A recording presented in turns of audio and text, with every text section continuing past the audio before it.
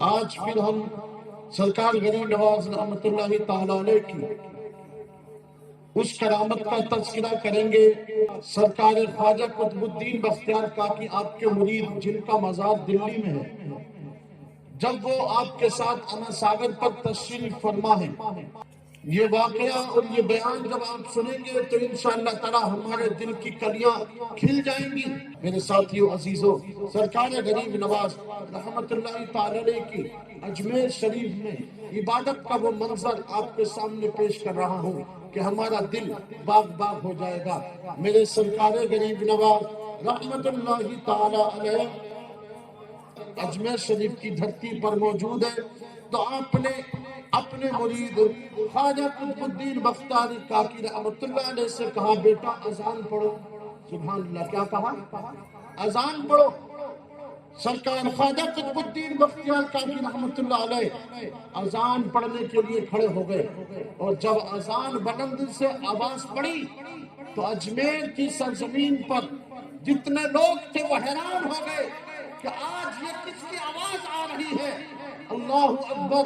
میرے غریب نواز کے کہنے پر جو سب سے پہلے اذان خواجہ قطب الدین بختیار کاکی نے دی تھی، وہ اذان تو پچھلے 800 سال پہلے ہوئی تھی، لیکن وہ اذان ایک بار ہوئی تھی، لیکن آج ہندوستان میں ہزاروں اذانیں ہو رہی ہیں۔ آج خواجہ غریب نواز نے اپنے مرید سے کہا تھا کہ بیٹا اذان پڑھو تاکہ نماز کا اہتمام کیا جائے، نماز کی تیاری کی جائے۔ وہ پہلی اذان ہندوستان میں جب پڑھی گئی تو آج تک اس اذان کا پیغام ایسا ہے کہ اب قیامت تک ہندوستان میں اذانیں گونجتی رہیں گی۔ سبحان اللہ! جب سرکار قطب الدین بختیار کاکی رحمت اللہ علیہ نے اذان پڑھی، جب پھر نماز کی تیاری کی اور نماز کے لیے کھڑے ہو گئے، سرکار غریب نواز اور آپ کے ساتھی جب نماز کے لیے کھڑے ہوئے تو لوگ حیران اور پریشان ہیں کہ یہ کون لوگ ہیں، یہ کس کی عبادت کر رہے ہیں، ان کا کیا طریقہ ہے۔ ان کے سامنے کسی کی تصویر نہیں ہے، ان کے سامنے کوئی موجود نہیں ہے، لیکن یہ سجدہ کس کے آگے کر رہے ہیں۔ لیکن اللہ اکبر! غریب نواز کا پیغام تو یہی تھا، اے لوگوں، سر اس کے آگے جھکتا ہے جو زمین آسمان کا پیدا کرنے والا ہے۔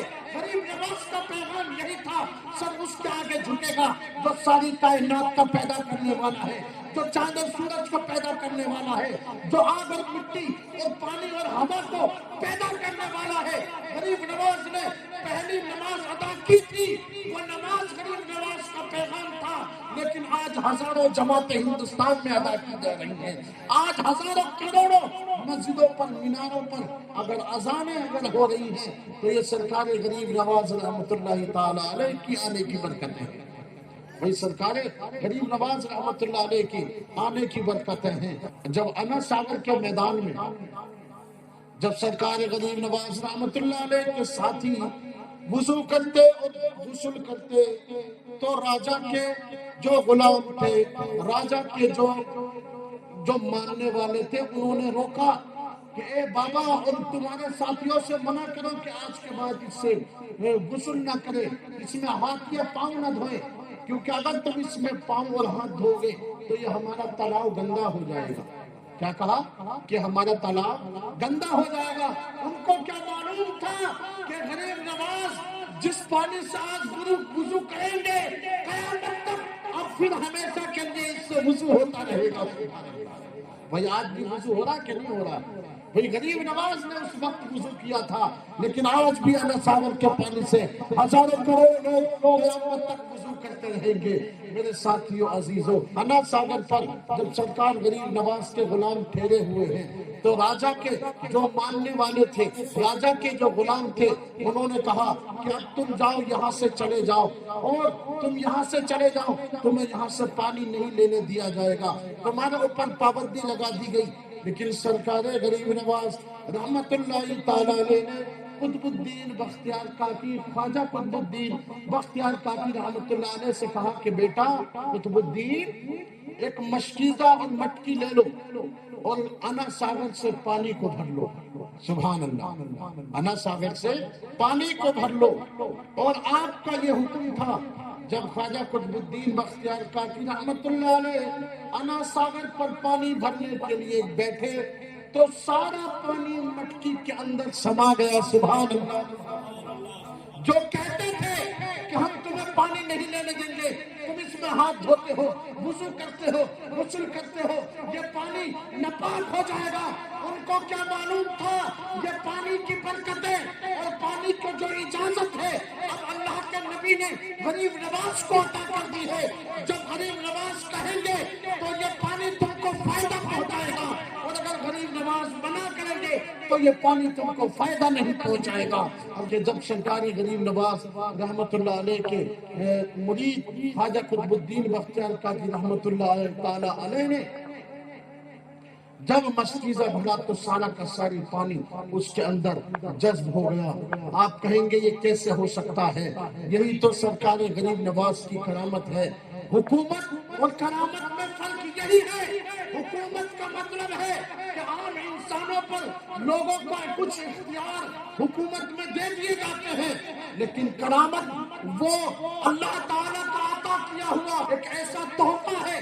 جب ولی کامل اپنی زبان سے کوئی لفظ نکالتا ہے تو رب تبارک و تعالی میرے سرکار غریب نواز رحمت اللہ علیہ تعالی علیہ کے یہ مرید خاص خواجہ قطب الدین بختیار کاکی رحمت اللہ تعالی علیہ نے مشکیزے کا پانی بھر لیا. مشکیزے میں سارا پانی بھر لیا.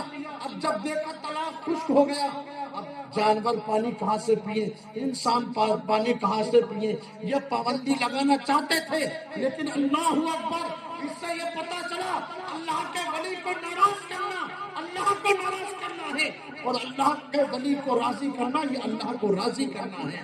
جو ان کا غلام ہو جاتا ہے اللہ تبارک و تعالیٰ اس کو ایمان کی دولت سے مالا مال فرما دیتا ہے. اور خواجہ قطب الدین بختیار کاکی رحمت اللہ تعالیٰ علیہ معلوم کون ہے؟ دلی کی سرزمین کے وہ خلیفہ ہے سرکار غریب نواز رحمت اللہ تعالیٰ علیہ کے، کہ جب آپ کے دور میں ایک ایسا شخص تھا جو کفن کو چرایا کرتا تھا. توجہ کرنا، کفن چرایا کرتا تھا. سرکار قطب الدین بختیار کاکی رحمت اللہ علیہ کو پتا چلا کہ ایک شخص ایسا ہے جو کفن کی چوری کیا کرتا ہے. آپ نے اس کو پاس بلایا اور اپنے غلاموں سے کہا کہ جاؤ اس کو بلا کر کے لاؤ. اس کو بلا کر کے لایا گیا اور آپ نے اس کفن چور سے کہا کہ تم کفن چوری کیوں کرتے ہو؟ اس نے کہا کہ کفن اس لیے چراتا ہوں کہ کفن قبروں سے چرانے کے بعد میں بازار میں بیچ دیتا ہوں، کچھ کھانا خرچہ میرا چل جاتا ہے، کیونکہ اس دور میں چوری چکاری کا بہت دبدبا تھا. اللہ اکبر. سرکار خواجہ قطب الدین بختیار کاکی رحمت اللہ علیہ نے کہا کہ ایسا ہے کہ تم میرا کفن چوری مت کرنا، یعنی میں اپنے کفن کے پیسے تمہیں ایڈوانس میں دے دیتا ہوں، میری قبر پر آ کر تم کفن کو چوری مت کرنا. یہ چور سے کس نے کہا؟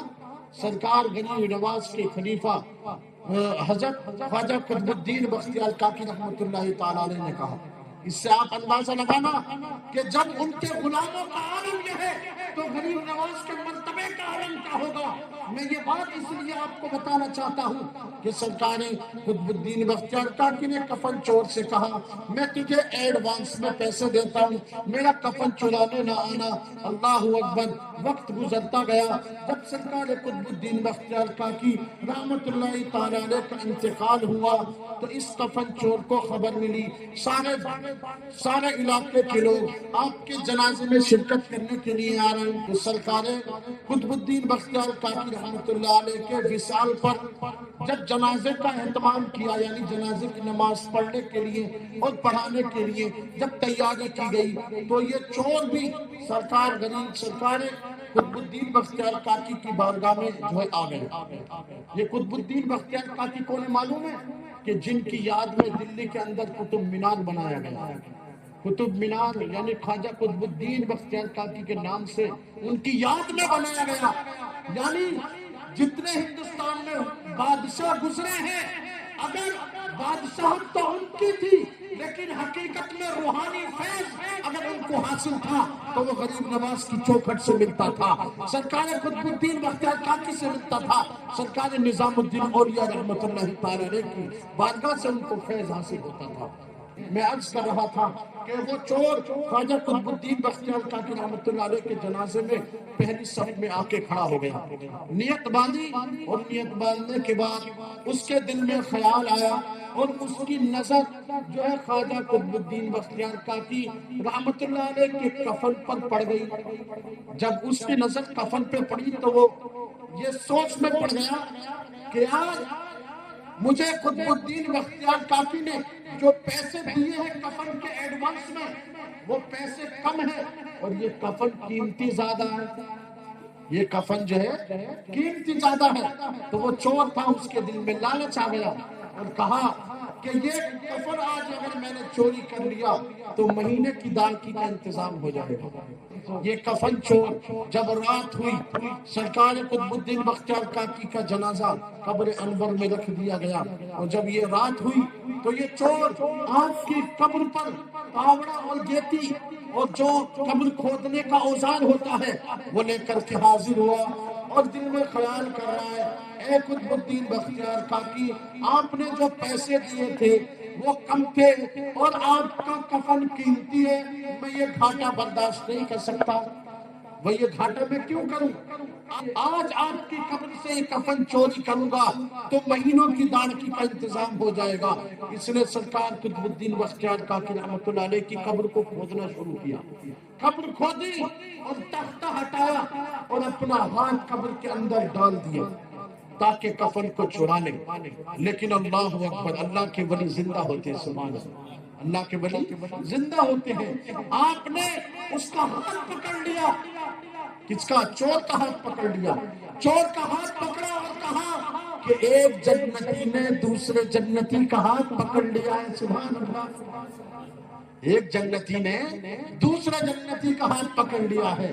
توجہ کرنا، وہ چور اب پسینے پسینے ہو گیا اور کہا کہ آج تک اتنے کفن چرائے، کسی مردے نے میرا ہاتھ نہیں پکڑا، لیکن اللہ اکبر، آج میرا ہاتھ پکڑ کے یہ کہہ رہے ہیں کہ ایک جنتی نے دوسرے جنتی کا ہاتھ پکڑ لیا، میں جنتی کیسے ہو سکتا ہوں؟ میں تو چور ہوں، میں تو جھوٹا ہوں، میں تو بہت سارے گناہوں میں ملوث رہتا ہوں، میں تو خطا کار ہوں، میں تو سیاہ کار ہوں، میں جنتی کیسے ہو گیا؟ اللہ اکبر، ہاتھ پکڑ لیا۔ اس سے پتہ چلا اللہ کے ولی اپنی قبروں میں زندہ ہوتے ہیں، جو ان کی قبروں پر جاتا ہے وہ اس کا سلام بھی سنتے ہیں اور اس کے سلام کا جواب بھی عطا فرماتے ہیں۔ غریب نواز کے مرید خواجہ قطب الدین بختیار کاکی کی جب یہ شان ہے، جب قطب الدین بختیار کاکی کی شان یہ ہے کہ قبر میں ایک چور کا ہاتھ پکڑ سکتے ہیں، تو جو لوگ آج غریب نواز کی قبر کو کھودنے کی بات کرتے ہیں، اللہ اکبر، جب ایک چور غریب نواز کا کفن قطب الدین بختیار کاکی غریب نواز کے غلام کے کفن کو نہ چرا سکا، تو وہ لوگ جو قبر کھودنے کی بات کرتے ہیں وہ تو ان کے دربار کی مٹی بھی نہیں ہلا سکتے ہیں، کیونکہ زمین کے اندر بھی ان کی حکومت ہے اور زمین کے اوپر بھی ان کی حکومت ہے۔ میرے ساتھیوں عزیزوں، یہ تو سرکار غریب نواز رحمۃ اللہ علیہ کا جو مزار انوار ہے، جو دیواریں دیکھ رہی، جو گنبد دیکھ رہے، یہ کس نے بنایا؟ میں نے اپنے یوٹیوب پر بھی اس انفارمیشن کو شیئر کیا تھا تاکہ لوگوں کو پتہ چلے کہ غریب نواز رحمۃ اللہ تعالی علیہ کا جو دربار ہے، جو گنبد ہے اور جو گنبد پر سونے کا کلش ہے، یہ کس نے پیش کیا؟ ارے ہاں، پر ہم تو 10، 20 اور 50 روپے کا یا جو بھی ہم سے ہوتا ہے وہ نذرانہ پیش کرتے ہیں، یہ تو ہماری محبت ہے، لیکن اس دور میں ہم تو غلام ہیں، ہم تو بہت کم پیسے والے ہیں۔ اس دور میں تو راجہ مہاراجہ اس دربار میں بھیک مانگنے آیا کرتے تھے، کیونکہ ان کو معلوم تھا کہ ہم سے بھی بڑا اگر اس زمین پر کوئی راجہ ہے تو وہ غریب نواز ہے، وہ خواجہ غریب نواز معین الدین چشتی ہے، اس سے بڑا ہندوستان میں کوئی راجہ نہیں ہے۔ وہ یہی مانتے تھے اور ان کا عقیدہ تھا۔ آپ کے خلیفہ صوفی حمید الدین ناگوری رحمت اللہ تعالی علیہ اور ان کے ساتھی صوفی مخدوم حسین رحمت اللہ تعالی علیہ نے آپ کے مزار کی تعمیر کا کام شروع کرایا۔ توجہ کرنا، اور یہ جو مزار ہے سرکار غریب نواز کا، یہ جو سرکار غریب نواز کا جو درگاہ ہے، جو مزار ہے، یہ 150 سال کے بعد بنا۔ کتنے سال کے بعد؟ 150 سال کے بعد بنا۔ 1236 میں آپ کا انتقال ہوا، 1236 میں آپ کا انتقال ہوا، اور 13ویں یا 14ویں صدی کے بعد جب خلجی نے اجمیر کو کیپچر کیا، اس کے دور میں صوفی حمید الدین ناگوری اور صوفی مخدوم حسین رحمت اللہ تعالی علیہ نے 150 سال کے بعد آپ کا مزار اور آپ کے گنبد کی تعمیر کرائی۔ اس سے یہ پتا چلا، جو لوگ یہ کہتے ہیں وہاں کی جانچ ہونی چاہیے، کھدائی ہونی چاہیے، انہیں یہ جاننا چاہیے 1236 کے میں جب غریب نواز کا وصال ہوا تو 150 سال تک غریب نواز کی قبر کے علاوہ وہاں کوئی نہیں تھا۔ بڑے بڑے راجا مہاراجا اس میدان میں غریب نواز کی قبر پر آتے تھے اور چومتے تھے، بوسہ دیتے تھے اور دعائیں مانگتے ہوئے جاتے تھے، اور جو بھی آتا تھا غریب نواز کا فیضان اپنے ساتھ لے کر کے جایا کرتا تھا۔ اور جو گنبد ہے، یہ اس وقت جب تعمیر ہوا تو اس گنبد پر جو سونے کا کلش ہے نا، وہ ہمارے رامپور کے نواب، جس ضلع میں میں رہتا ہوں، نواب حامد علی خان، کیا نام ہے ان کا؟ نواب حامد علی خان، ان کی 7 پیڑھیوں سے بھی زیادہ رامپور میں گزری ہے، بڑے بڑے قلعے ان کے موجود ہیں، بہت بڑا زمانہ رہا ہے ان کا۔ تو جب وہ سرکار غریب نواز رحمت اللہ تعالی علیہ کی بارگاہ میں آئے تو میرے ساتھیوں عزیزوں، جب رامپور کی سرزمین سے چلے تو دیکھا کہ گنبد کی تعمیر ہو چکی ہے، اب اس پر تاج رکھنے کا وقت آ گیا، وہ گنبد کو سجانے کا وقت آ گیا۔ محبت تو دیکھیں، کہاں رامپور اور کہاں اجمیر، سونے کا کلش وہ تیار کیا گیا، سونے کا تاج بنایا گیا۔ نواب حامد علی خان نے اپنے جانثار ساتھیوں کے ساتھ اجمیر گئے اور غریب نواز کی بارگاہ میں ہدیہ پیش کیا اور کہا، اے معین الدین، اے نبی اور آل نبی کے بیٹے، ہمارے اس ہدیے کو اپنی بارگاہ میں قبول فرما لیجیے۔ اللہ اکبر! اس سے یہ پتہ چلتا ہے بڑے بڑے نواب اور راجا مہاراجا غریب نواز کی بارگاہ میں جھولیاں پھیلاتے مانگتے نظر آتے ہیں۔